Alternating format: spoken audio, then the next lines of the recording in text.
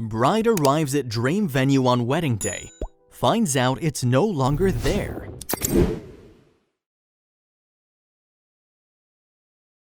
Every girl dreams of her big day.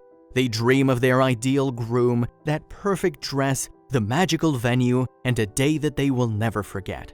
One Memphis woman, however, thought she had all of this until she arrived at her wedding venue.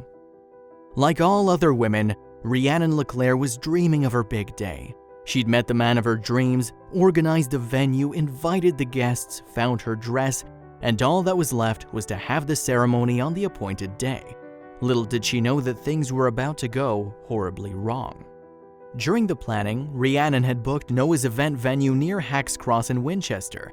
They'd arranged the wedding for a Friday afternoon. However, when she got to the venue on the day of her wedding, things were not as she had been expecting. To her horror and dismay, the venue was closed. The door was locked and there didn't seem to be anyone inside. Understandably, the bride was confused and worried. She began looking for answers. "There's no one there. The sign on the door said that they were open, but all the doors are locked," Rhiannon said. "I'm knocking, there's no one answering. I called every number that I had. No one is answering the phone, no one is calling back. We were actually there last night for a rehearsal. No one mentioned that anything was going to be different." As she stood there before the locked building, it became clear that the 34-year-old's dream day was turning into a nightmare. "I had to have my friend take my keys because I wanted to park my Jeep through their window," Rhiannon said. "I mean, we spent a lot of money." Apparently, Noah's venues all over America were closing down and locking their doors. This is because the company had declared bankruptcy. According to a lawyer representing the company, events at the Memphis venue were supposed to continue throughout the weekend, and they had no idea why the staff did not arrive on the Friday in question.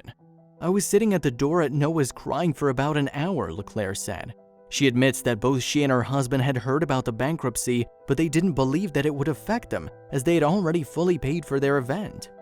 "I rented a building. The building is still there," the groom Bruce Joyner said. "I figured everything was fine."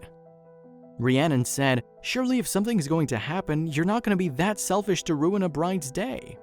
The couple, not wanting to postpone the wedding, managed to find a last-minute alternative to their initial venue. Despite everything, the couple were married that Friday in a Collierville church.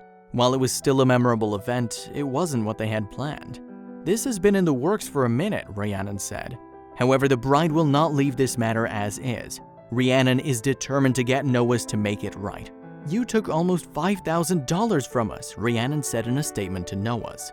As terrible as this situation is, it is only compounded by the fact that this isn't an isolated incident. According to various reports, many couples have experienced the same situation at various Noah's locations across the country.